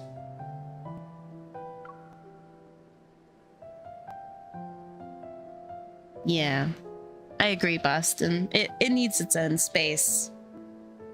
Not just a small corner of his arm room. A full big display of monitors like it is in Catch-22, where it's just a huge wall of them. I'm so excited to go through the Catch-22 card. It'll be exciting. I'll be busy since I'm a hunter. I'm just giving you a heads up in case you'll miss me. After navigating through several doorways, I stumble upon a bedroom with comfortable lighting. I stop before it. Honestly, I don't know where I'm going to put Catch-22 in the lineup because I'm planning to do this chronologically and do all of his other content. So I'm not sure where to put his Catch-22 card. It's an alternate universe, so do I do it at the end? Yeah. Without our wanderer chasing hunter, we'd all be doomed. You would be. Caleb leans against the doorway and looks inside. You like this room? Seems cozy. Okay then. His lips curl into that familiar teasing smile as he heads towards the kitchen. Think about what you want to eat for dinner, and your personal chef will make it. That is one thing that would be nice about Caleb. He loves cooking, loves housemaking, loves cooking things for me. And I'm also a cook, so it could become a thing where we like cooking together. And I don't know if he bakes, so maybe me baking for him can be a nice thing. But I do like that he is a homemaker. He is very wife-coded. Really? I catch up to Caleb and jump. I wrap my arms around his neck. Oh. Make all your specialties. Braised pork, sweet and sour fish, pork chops. Do you actually want to eat all that, or are you just naming all the menu items? You have quite the appetite. He is a house husband. I love him for it. With my weight on him, Caleb pivots before putting me down. I think she just wants you. But apple jam is different from baking. Apple jam is just kind of reducing stuff on the stovetop. It's not quite the same as mixing things together. And I don't know, maybe he does make apple pastries, apple pie or something. You don't need to help out. Just relax in the living room. Oh yeah, just so you know, that room you claimed is mine. He says that so proudly. Like, yep, I knew she would choose mine. She's gonna be in my room.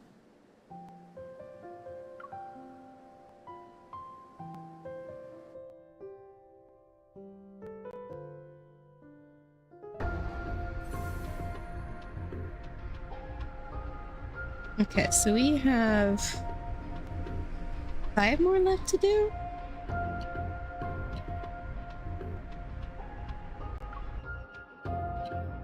In this chapter, anyways.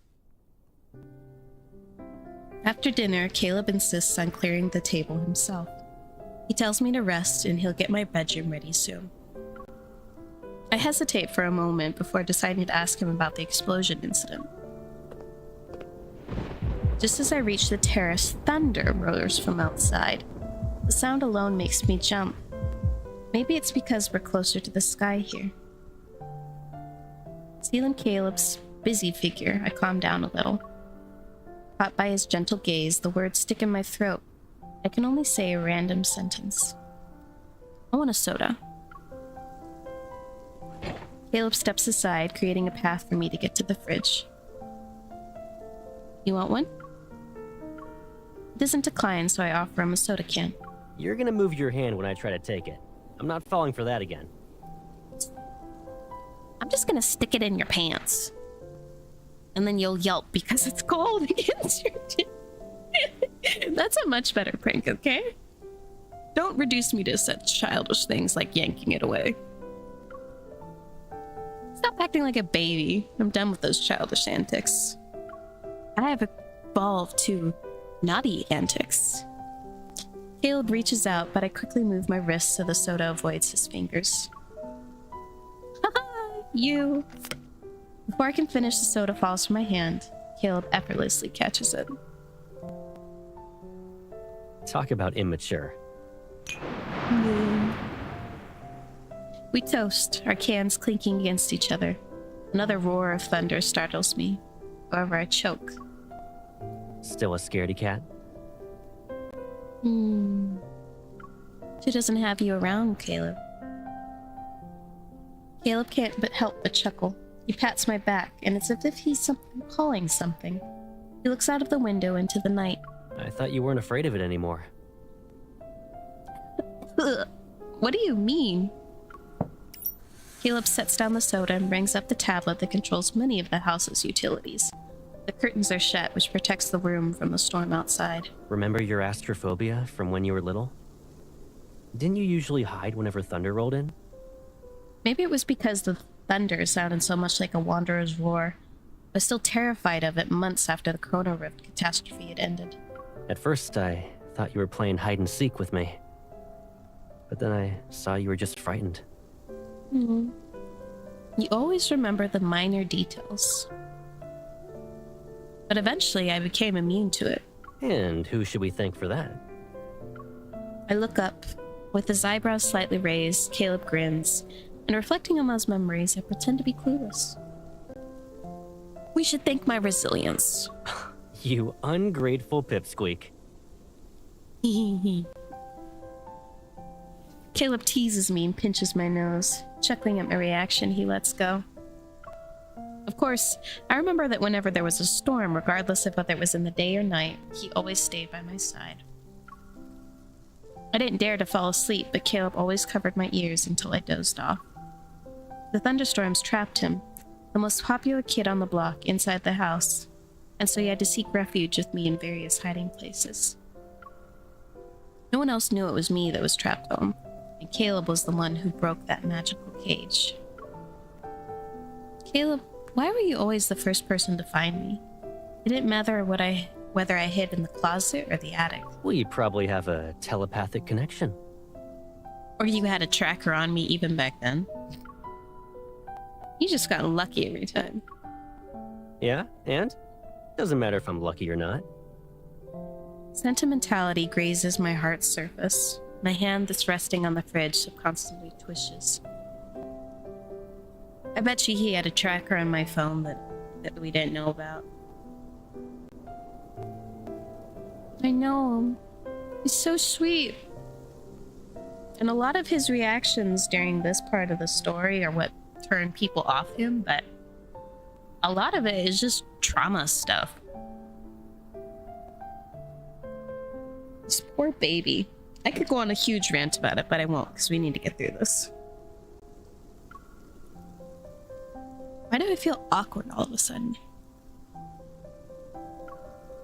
I mean, isn't telepathy usually something twins have? Like the ones who are involved in this incident? Thinking of those two that were affected by the explosion, my voice lowers. Over the next few days, there wasn't any progress in finding Kevy, and his sister Mia is still recovering. Would you, Ref? Maybe I'll go on a rant later, but I want to get through more of the main story, because I'll have to kind of wrap up soon. I've been streaming almost 2 hours. Caleb, You still want to investigate? Caleb has read in my mind. I hesitate for a moment before nodding. Kevy is still missing, and I need to know if Ever is related to the explosion. And he knows everything. He knows everything already, and he just doesn't say anything. If Ever is involved, there's a good chance I'll get important info that's connected to the Ether Core. Kevy already might have been marked as their target. The fleet will handle it. And even if you doubt them, can't you trust me? I love you, and I trust you with my life, but I don't trust you to give me all the information, darling. I just don't. Since you're on vacation, why not just kick back and relax in Skyhaven? This boy, he's trying so hard. But Caleb, his sister must be worried sick about him right now. She probably wants to be with Kevy again. You know what I just realized? I realized that this is supposed to be a callback to him, to Caleb and MC. There was an explosion. The girl was saved and put in hospital, and the boy is missing.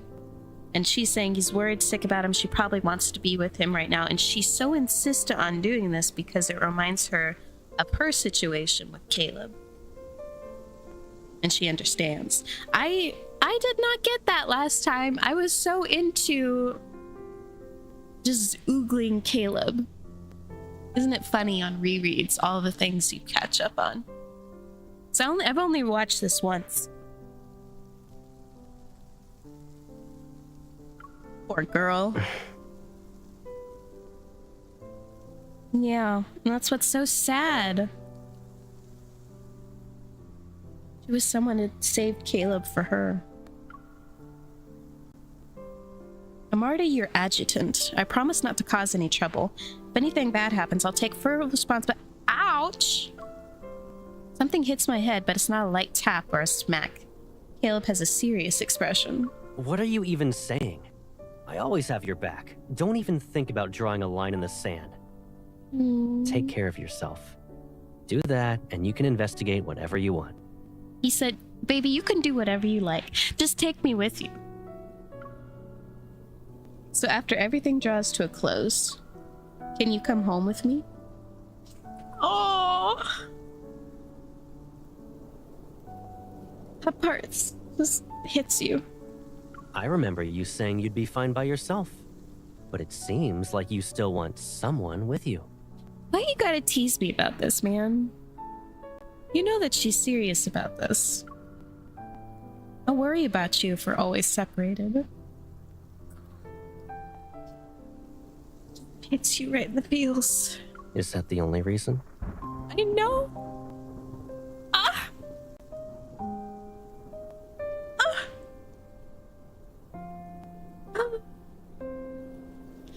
I really think that she's had feelings for Caleb, but never felt like she could express them because of their kind of foster sister, foster brother relationship and grandma being around.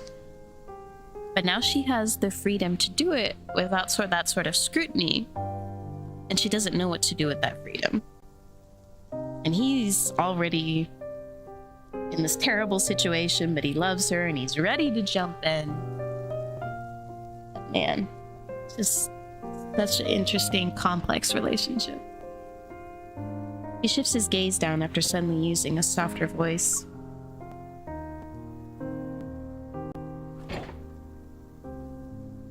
And they rebuild their house together later and live in it together when he's visiting. I love it. The fridge door is slightly ajar and Caleb's hand rests on it. I'm seemingly trapped in this confined space. A cool breeze brushes against my shoulders. The faint glow from the refrigerator casts shadows in the depths of his determined, steadfast gaze. Is it just because I said I'd always be by your side? Or is it actually because you want me there? I'm just messing around. What's wrong? Cat got your tongue? And there he goes, backing up again, giving her an out. This man is slippery. Letting the tension dissipate, I pretend to be annoyed as I push him away and change the topic. He reads her so well. He knows her so well. It's kind of scary.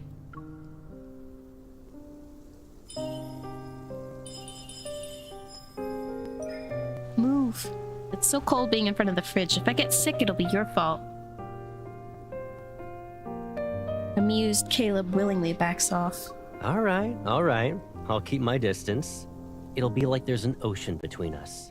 You stick to your side, and I'll stick to mine. No, that's Don't even worry. worse. You won't have to remind me twice. And see, he looks sad when saying that. I want to grab his shirt and just shake him like, just be honest. Be honest. Stop dancing around the subject.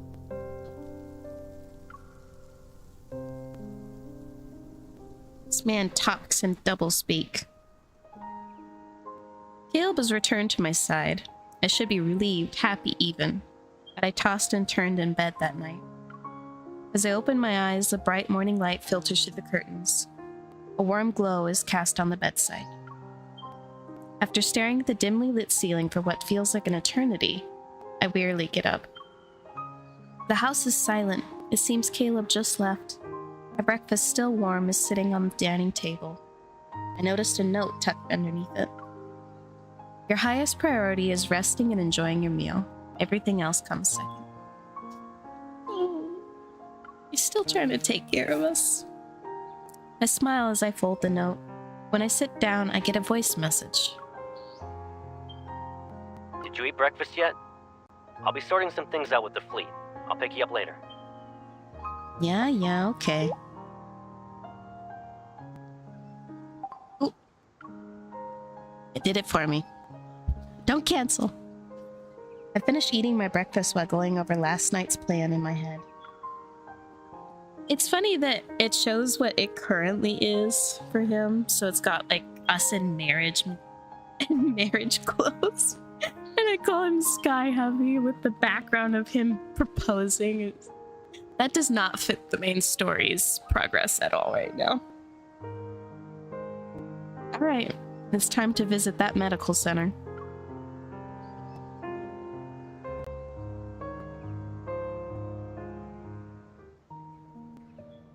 Willow Medical Center, Inpatient Department, Ninth Floor, Room 903, Mia. Thanks to Caleb's support, I quickly find the place where Mia is recovering in. It's been said that Kevy and Mia are very close. She's the key to finding him. I'm terribly sorry, Adjutant. The patient has just recovered from being in critical condition. Visits are prohibited unless her primary care physician authorizes it. This applies to fleet personnel as well. Could I speak to the doctor then? The nurse looks me up and down. There's a hint of suspicion in her eyes. Dr. Jones is busy with meetings with a visiting team of medical specialists. The earliest you can schedule an appointment with him is next week. I understand.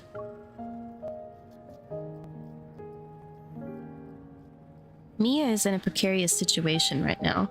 With the hospital's strict security measures, her safety is guaranteed at least. I find myself walking to the elevator, and my gaze falls on the directory sign. The administrative offices are on the 16th floor.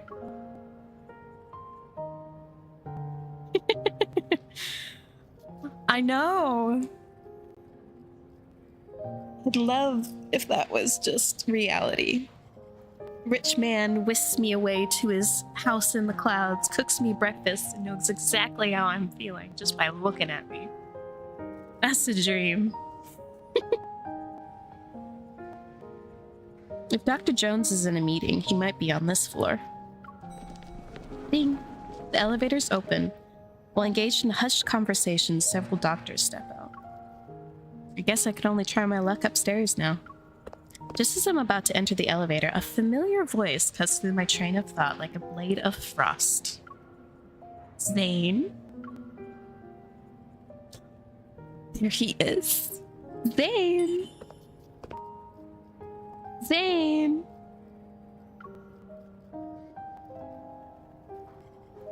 The figure wearing a white lab coat turns around. When our gazes meet, he adjusts his glasses. Surprise flickers in his eyes. I am still so disappointed that they had Zane here and he did not comment on Caleb.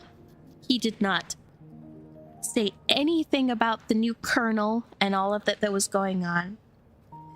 There is no interaction with him and Caleb at all, even though there was ample opportunity for Caleb to be here at this hospital. It was a total missed opportunity. I am disappointed in this. I know this is your man, Reflin, just for you. He showed up just for you. Is this the confidential schedule you talked about 2 weeks ago? Don't worry, I'll experience memory loss once I'm back in Lincoln. At the vending machine, Zane gets himself a latte. He gives me a bottle of pear juice. If I'm not mistaken, a few days ago you said the association ordered you to take leave. However, I didn't think a medical center in Skyhaven was a vacation spot. I know. Why do they have to dangle it in front of us? They just love edging us. Like Caleb's last card, Clearwind Glide, they were just edging us the whole time. Well... He slightly tilts his head back to sip his coffee and frowns because it isn't sweet enough. Of course. He scans the department signs on this floor. You don't have to explain why you're here. It's obvious. Mm-hmm. I sigh and give Zane a rundown of the incident. I figured I could talk to Mia and see if she knows anything about Debbie. Mia is no longer in critical condition. She should be able to receive visitors. Do you know Mia? Her primary care physician used to be my colleague. He mentioned her during his visit. Since Mia was exposed to a metaflux explosion, I checked her heart to ensure she's all right. Yes. Caleb's speech card was just innuendo after innuendo, especially that cave scene. I'm in the middle of writing a spicy alternative cave scene for that card, and man, I wish it went that way. I wish it did. How is she now? Her physical recovery is going well, but she was badly shaken by the accident. Mia still displays signs of avoiding the outside world. But you talking to her might help ease her nerves. If it's possible, I'd like to try. Caleb taps the folder containing medical records, then he looks at me. Give me a second. I'll ask.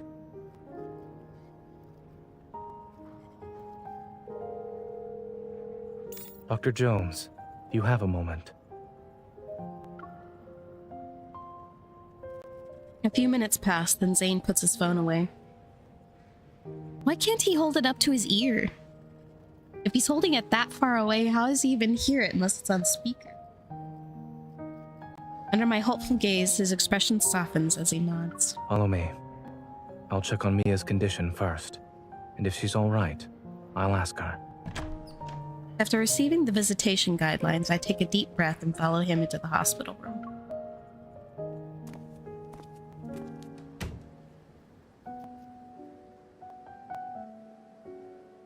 In the pristine white room, a young girl around 10 years old sits on the bed. Her face is covered in bandages. Mia, the nurse said you drank some milk today. That's good. He's so soft talking to babies. It's adorable. Mia turns her head without responding. With a blank stare, she looks out of the window. Zane crouches down by the bed. He gently touches Mia's elbow. Since you listened to the doctor and the nurse, it doesn't hurt as much now? The little girl slowly blinks, silently acknowledging Zane's words. While waiting for the pain to go away, do you want a reward? No. I want to go home. This poor little baby. Her soft voice, tinged with sorrow, resounds in the quiet ward. My heart feels a faint pang as if that voice reached out to me, urging me to move closer. However, I hesitate, unsure of how to start a conversation. Seeing that Mia has noticed me, Zane speaks in an even gentler tone, which radiates reassurance. She's my friend. A skilled hunter who saved many children like you. Oh, he's so soft. Talking to these children is just adorable. I love hearing his voice like this. Huh? It's unclear which of Zane's words affect her, but she slightly stirs. Hello, Mia. Zane calmly observes, stepping back only when he sees Mia doesn't flinch at my approach. Do you want to talk? Mia hesitates and nods. Relieved, Zane and I exchange looks. Zane leaves the room. On his way out, he taps my hand, silently telling me not to stay for too long. Taking a seat beside the bed, I tenderly hold her hand. Mia, what you went through, I also experienced that. You must be really upset. Her small hand slightly twitches in response to my words. Do you miss your brother, Mia? Her empty eyes flicker with emotion. She's about to cry. Is he dead? Her eyes are filled with the brim with tears. Don't worry, he's probably just hiding. But I always find him. I can't this time. Ugh.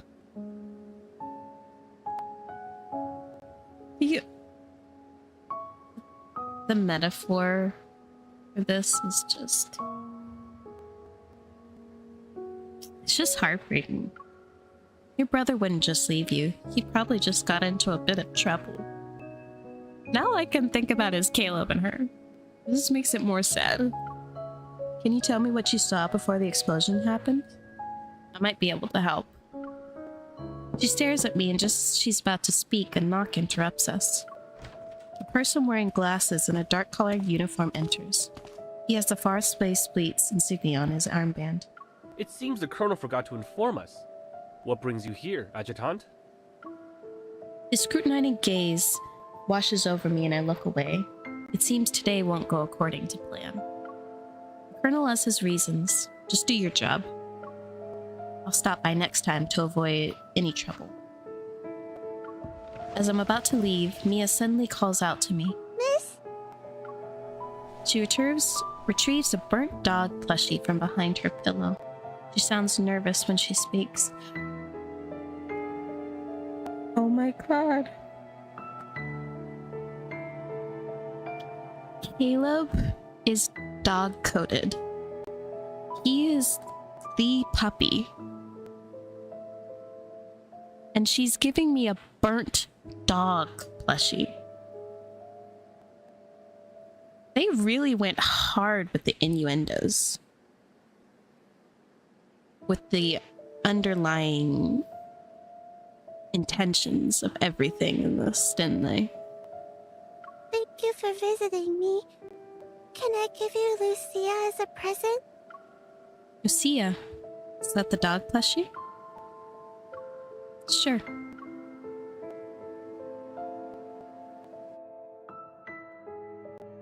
Man. I know.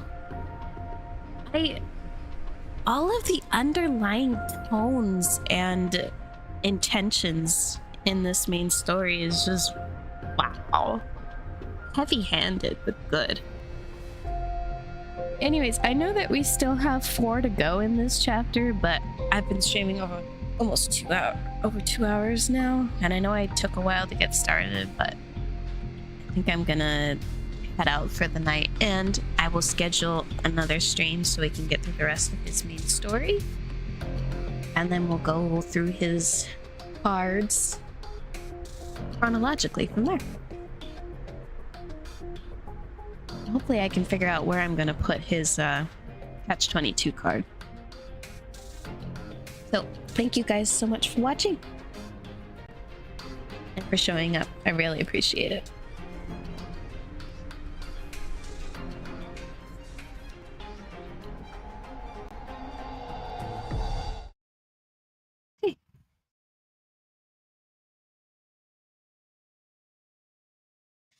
That was a good stopping point. I am ready to get out of this chair. Thank you for coming. I'm really excited to go through all of Caleb's content, so I hope you guys join me for the rest of it. Bye.